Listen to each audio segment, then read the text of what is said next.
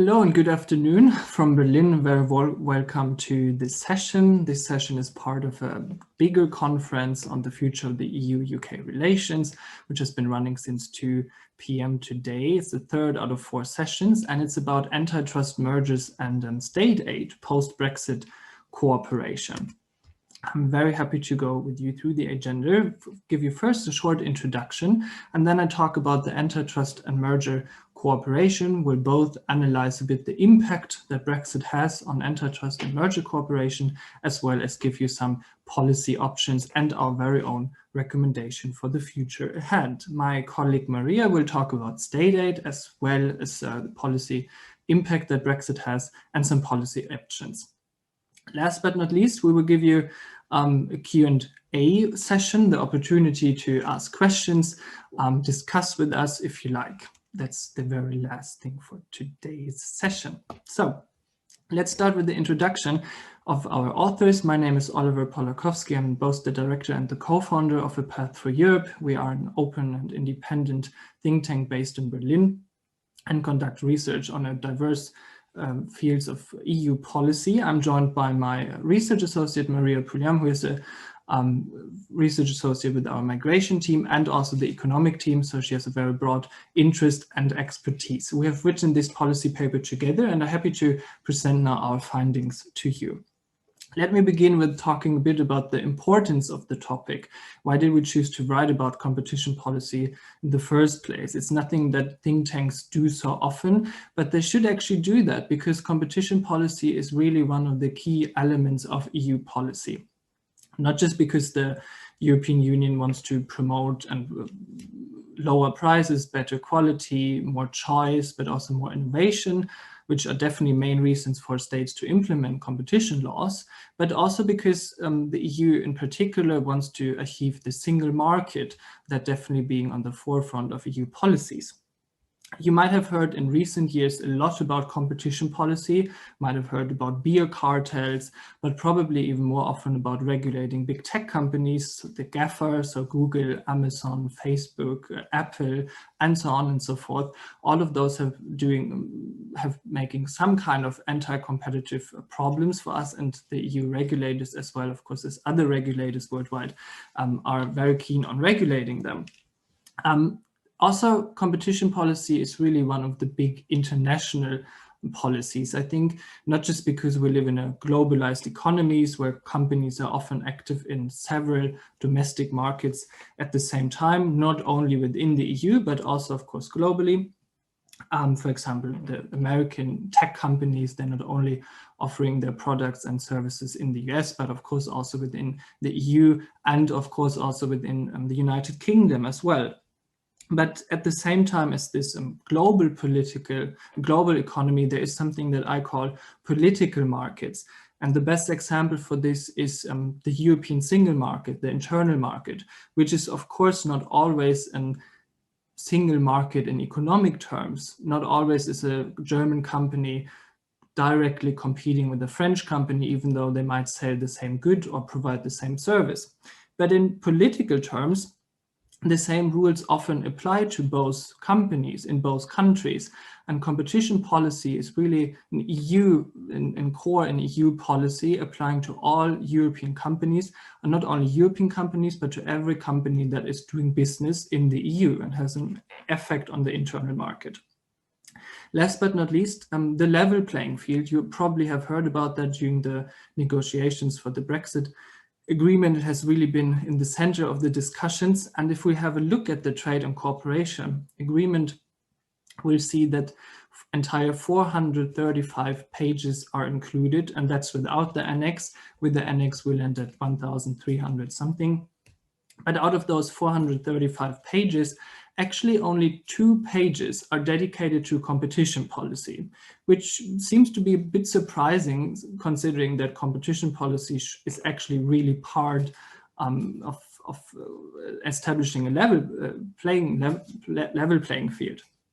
And within those 2 pages of competition policy included in the TCA, there are, of course, some competition provisions, but there are only really a few. There's not so much on 2 pages, obviously, but they're also very broadly. So they don't contain much details, not so much regarding their practical implementation.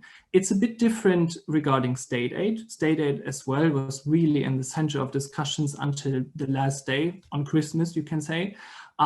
Thus, they are bit more in-depth included into the agreement. My colleague Maria will talk about this a bit more in the coming minutes.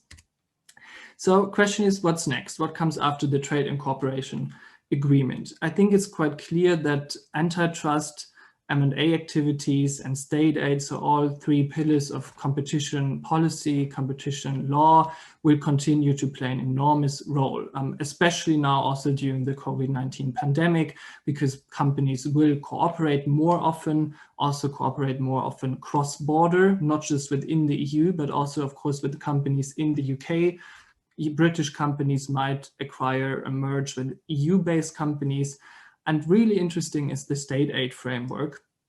The European Commission passed a state aid framework actually already last year, dedicated to COVID-19 bailouts. That's something similar to back then in the financial and euro crisis regarding banks and bailing out banks. You see that nowadays more regarding the travel industry, for example, airplanes and airlines. So it will definitely play a very, very important role. And as we will see now, is that the TCA and the existing framework is not always allowing us to find the appropriate answer, and is not really the best framework to work internationally together, since the UK has left the European Union. So what I will do now with you is we look a bit at the antitrust and merger rules for cooperation, and we analyze the impact that Brexit has. So what's the situation before, and what's the situation right now, and what's the problem that we need a solution for? So let's start with antitrust. Antitrust covers, at least under the European understanding, anti-competitive agreements, as well as the abuse of market dominance. And the 2 very central provisions are Article 101 TfEU and Article 102 TfEU. Article 101 covers agreements, concerted practices between 2 or more independent market actors which prevent, restrict, or distort competition within the internal market. So the type of agreements can span from so-called hardcore restrictions, price fixing, market sharing, to considerably seemingly less dangerous agreements such as information sharing between companies. And secondly, Article 102 prohibits the abuse of a dominant position in the market. A dominant position is usually given when a company enjoys relatively high market share and can therefore also act relatively independently from its competitors on the market. And typical examples of that being the charge of high prices, the artificial reduction of production capacities, and similar things. This has obviously applied to the UK until the end of the transition period, 31st of December 2020, but it's not applying anymore directly. So the UK has its own antitrust law, and the EU keeps their antitrust law as before.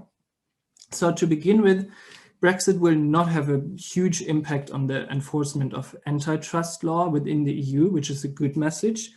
That is because the framework of EU antitrust law basically ensures that anti-competitive behavior of UK-based companies will continue to be captured. That's because Article 101 and Article 102 both are applied independent of the place of registration of the involved businesses, which means that the central requirement is not where are the companies registered, is it a British company, is it a German company, but it's if the conduct they're doing affects trade between member states, so hence the internal market. So for example, a British company that is part of a global cartel that also covers EU countries will therefore also continue to be subject to an investigation and potentially, of course, to fines imposed by the European Commission. But there are also some changes. They might be small, but they're actually quite significant. So the Commission can have the jurisdiction, but often it's not only the European Commission that has the jurisdiction alone, but it's also the CMA, the Competition Markets Authority in Great Britain. That's because a company that has a certain conduct might do it both in the EU and also affects the British market. So you have two parallel investigations, and the risk, I think, is quite clear that at least once the UK might deviate from EU antitrust laws, we get diverging decisions. And from an EU perspective, the, I think, bigger threat is the enforcement threat. So while they will continue to have jurisdiction, it's very hard to enforce it. And that's because the biggest difference is that the European Commission will not longer be able to conduct dawn raids in the UK. So dawn raids are on-site investigations. The EU Commission can send their officials to a company's headquarters, for example, and collect certain material and use that for in their investigation. But they can only do that within EU territory and are not allowed to do this on UK ground. They cannot ask the CMA for assistance. They have to send written requests to companies, and of course companies don't have to react. And that would definitely make the collection of evidence much harder, would definitely make it thus very hard to enforce competition law cross-border. And that is quite a good example of why we need more cooperation between the CMA in the UK and the European Commission, in particular the DG Competition, of course. It's somehow the same in merger control. Merger control applies to all concentrations, so not just M&A, but also other concentration with an EU dimension, and EU dimension is usually given when the involved businesses generated turnovers and the EU meets certain thresholds. So the thresholds are part of this one-stop shop system, which easily allocates responsibility for merger control between the different EU member states and the European Commission, and also thus limits the number of reviews to those transactions that may, based on the size of the involved parties, deprive customers of their benefits of effective competition. So merger must only be notified either with the European Commission or with a domestic authority. That was also the case before. So two British companies merging, either it was the responsibility of the CMA in the UK or it was the responsibility of the European Commission. But that's not longer the case anymore. So the good thing is, again, the framework will continue. We will have continually merger control within the EU, again, independent of the place of registration. But the difference is now that you will probably have much, much more parallel reviews. So a merger might be needed to notify both in the EU, but also in the UK, as long as both thresholds are met. And again, the risk, similar to antitrust, with parallel reviews, there's also the risk that the decisions are different. So the merger that the EU, for example, blocks could be allowed by the UK and vice versa. And that's highly problematic, obviously, because it creates huge legal uncertainty, not just for the regulator, but also for the companies. And lastly, of course, also for consumers that are somehow affected by it. So the need for cooperation is very, very visible. And let's have a look at the different policy options that the parties could pursue in the future. The first policy option is to stick with the Trade and Cooperation Agreement and the existing international cooperation. The Trade and Cooperation Agreement actually entails, again, 2 pages on competition policy, and they recognize that there are common principles on EU competition policy that will continue to apply in the UK as well. They also include a sentence, a reference to information exchange, stipulating that information may be exchanged, but the problem is they don't really say how and what are the details and how should that work in practice. The international cooperation exists already, so it's not like the CMA and the DG Comp are not talking to each other anymore. There is most and foremost the International Competition Network, as well as the OECD, under which roofs the CMA and the DG Comp will continue to talk and develop certain policies together. But of course, the problem is that none of those is really binding. It's hard to find any details. And thus, I think it's really not sufficient. The advantages on the other side is, yes, it creates a certain standardization. It's definitely also good to hear that both parties express their commitment to ensuring fair competition. And we also have existing contacts. So it's very good that the parties have concluded the TCA at the end of last year, but I definitely think it's not enough. And therefore, we have developed 2 additional options that we think the parties should pursue. The second one that I've been talking about is a dedicated agreement. So with a dedicated agreement, we mean that the 2 parties could conclude an agreement which is dedicated to cooperation on anti-competitive activities and also merger control proceedings. It's usually taking the form of a memorandum of understanding, administrative agreements, and best practice agreements, which are again not binding, but they definitely create a much higher legal certainty for the parties. And they often include different things such as provisions on mutual notifications, coordination of enforcement activities. The most important, they include information regarding information exchange, which is really vital if you have parallel reviews, parallel investigations, where the UK might have more information about a company's behavior and insights than an EU institution has. So it's really important to exchange information and having a solid legal ground for that. And in light of the challenges that arise out of Brexit, especially with regard to those parallel investigations and the parallel review, a dedicated agreement can be definitely very beneficial to both enforcers, as it helps avoiding the possibility of conflicts between the different authorities. And it's also already existing with other leading economies and jurisdictions, first and foremost, of course, the US, but also the Republic of Korea, Japan, South Africa, China, India, and so on and so forth. So it's nothing new. And actually, the parties have already referenced such a dedicated agreement in the TCA. I was very happy to see that our option has been included already. So I think it's quite likely that it will come, and that they will do it, and they also see the need. But it's something that we can definitely also recommend. But furthermore, with the end of the transition period, the CMA is also leaving the European Competition Network, which includes the European Commission on the one hand and the EU member states on the other hand.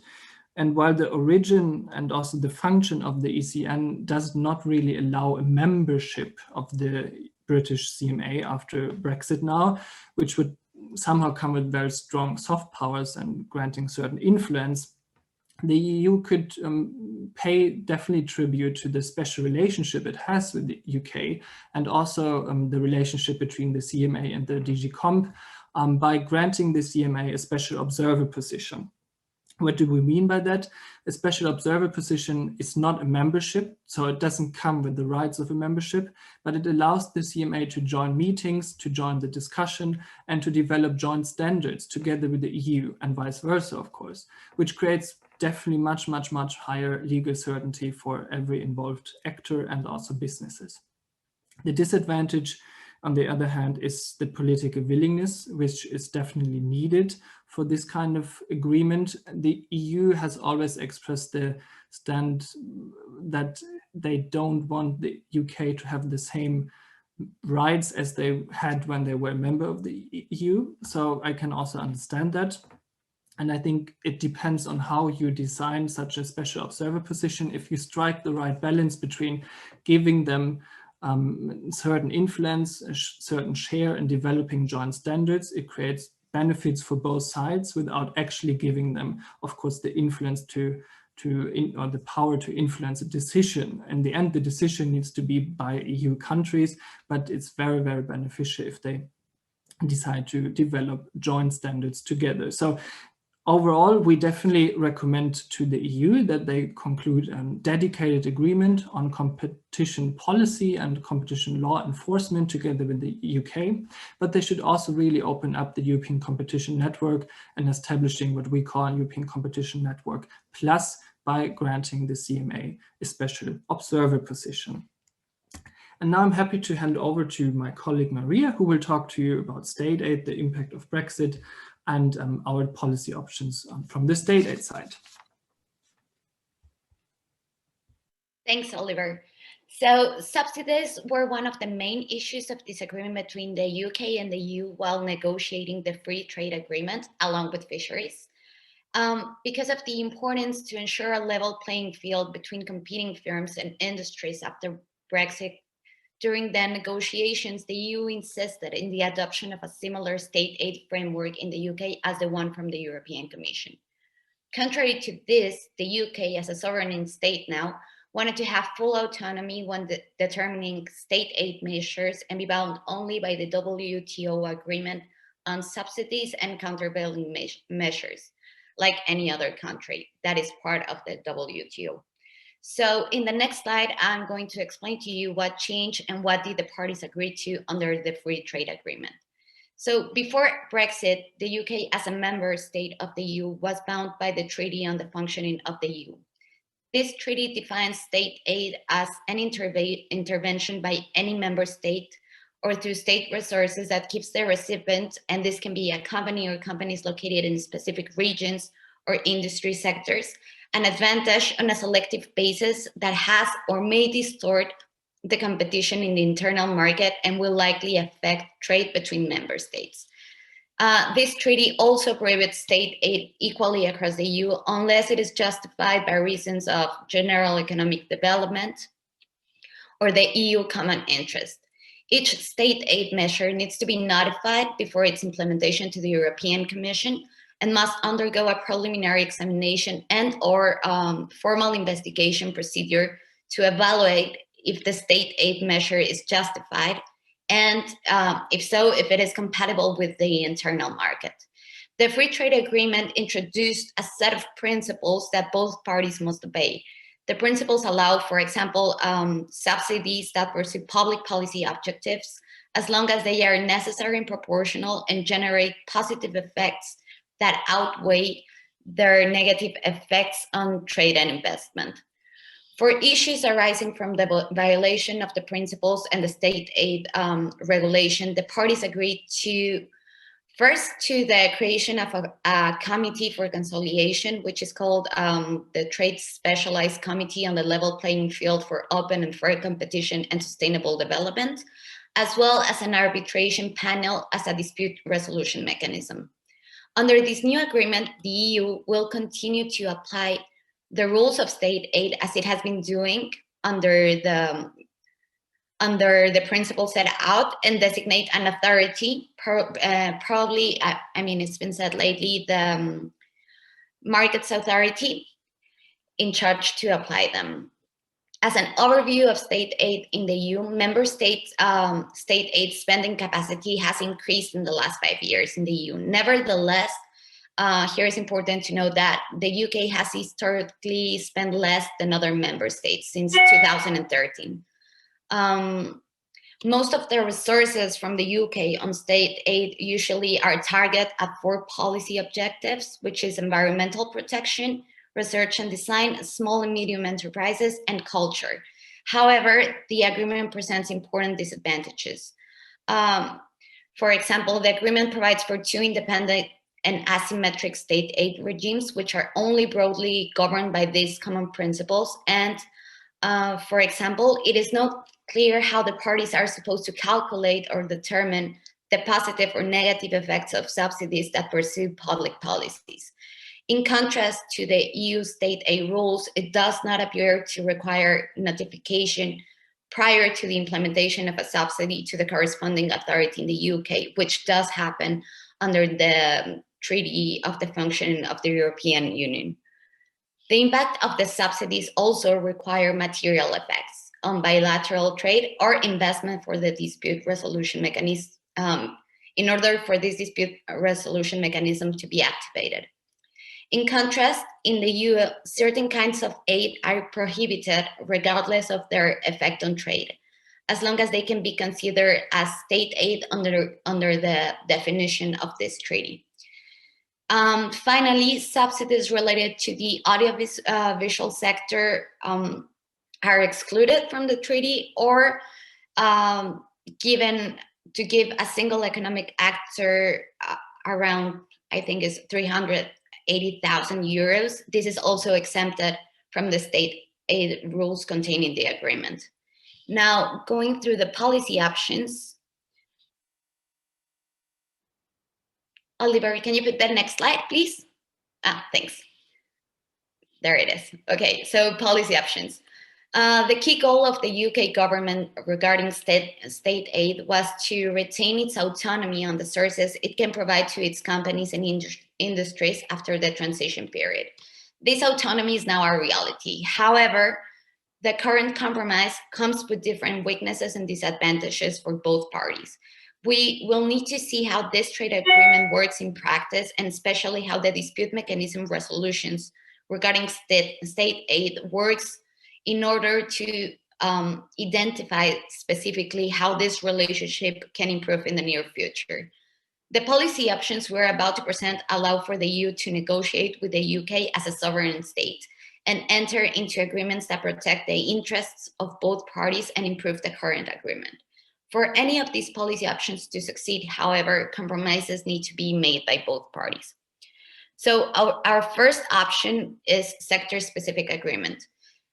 In addition to the rules and principles set under the Trade and Cooperation Agreement, both blocs can sign specific agreements and establish stricter rules for certain sectors.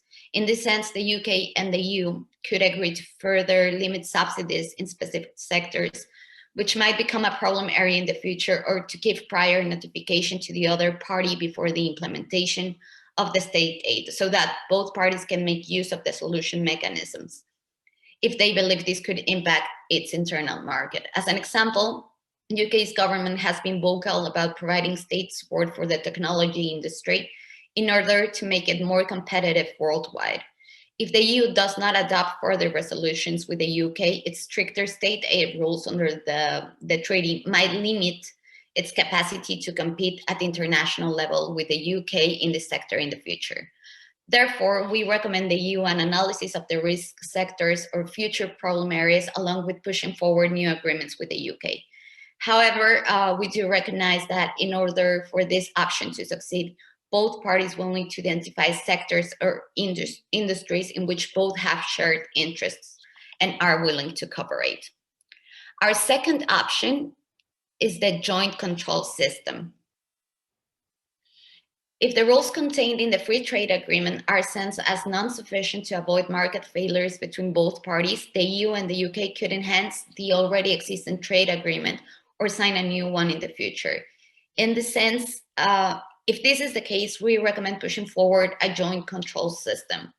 The creation and implementation of this new system process with independent regulators on both sides to jointly resolve disputes on subsidies when they may have harmed trade will make more sense given the shared history and the impact both blocs have in each other's economies. This, of course, will imply the creation of a new and stricter framework than that under the current free trade agreement, applicable equally to both blocs. This means both blocs, including the prior notice to the authority of the intent to implement state aid measures, as it happens right now in the EU, and the establishment of two independent authorities that work jointly to avoid state aid that could negatively impact the market. Under this option, the UK will retain its autonomy, as it has been the goal since the beginning of the negotiations, and enter into a new state aid system as a sovereign state with the EU. For the EU, in turn, this will provide some control over the subsidies given by UK's government to its companies, and could provide certainty that the UK will not initiate a subsidy raise in the near future that could negatively impact the level playing field of the EU and its member states, especially on the technology sector. Though this scenario seems the most beneficial for both parts, it seems highly unlikely given the recent negotiations between the EU and the UK. A compromise on this has not been proposed nor agreed by the UK nor the EU. However, because of the special relationship between the UK and the EU, we believe it still remains a solution for the future. And now Oliver is going to give us some final remarks, and then we're open for questions and answers.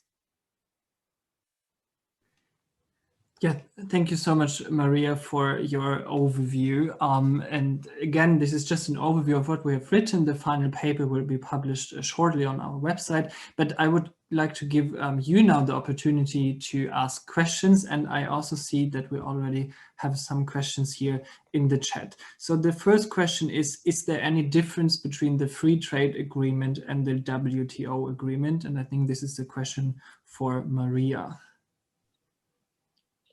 Yes. So the WTO remains and will remain the baseline that both blocs need to follow. I mean, both blocs are part of the WTO, so this is like the baseline. However, both the PfEU and the free trade agreement build additional obligations on top of that. For example, the use of panel arbitration, the exclusion of the audiovisual sector, the transparency obligations, among others, are things that are not provided by the WTO agreement, but are in this free trade agreement. However, they do share some similarities. For example, the WTO agreement does not require prior notification when implementing subsidies, and that is something that we can find as well in the free trade agreement. Okay, thank you so much for answering that. I hope it was answering the question. We got a good question, I think, that refers to my part. How long do you think it would take for the two sides to conclude this dedicated agreement that I was proposing? Well, I think considering that it was already referenced in the TCA, which I really like because that's exactly what we're arguing for, I think it is very likely to happen soon. I'm not an oracle, but I would say it could definitely be concluded already this year.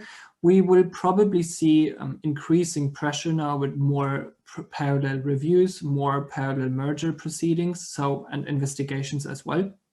So that will probably make it much more likely that we will get this dedicated agreement already this year. But again, I'm not the one taking the decision, so I can't promise that.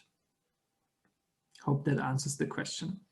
And then I see we have one more that's also for Maria. Has the EU tailor-made state aid rules with other countries? Okay, so yeah, during the analysis, we saw that most of the free trade agreements signed by the EU with third countries have tailor-made obligations regarding state aid, and the amount of obligations or how specific or flexible this state aid rules are depends on each country. For example, most of them include a transparency obligation like the free trade agreement. This is the case, for example, with Macedonia, Nicaragua, South Korea, Ukraine, even Mexico. And some of them even go to more specific regulations than those we can find in the free trade agreement, like it's the case of the free trade agreement with Japan. However, the novelty in this free trade agreement is the inclusion of an arbitration panel, which was always excluded from trade agreements until this point. I hope that answers the question. Yeah, and I don't see any more questions. So if you have still a question, please post them into the Q&A tab. If not, then I thank you very much for attending this 3rd out of 4 session. And thank you so much for joining maybe other parts of the conference. There is one more part coming up shortly, but before that, we would like you to answer a quick feedback poll, letting us know what you thought about our presentation, the different parts, and then the session will be finished and concluded.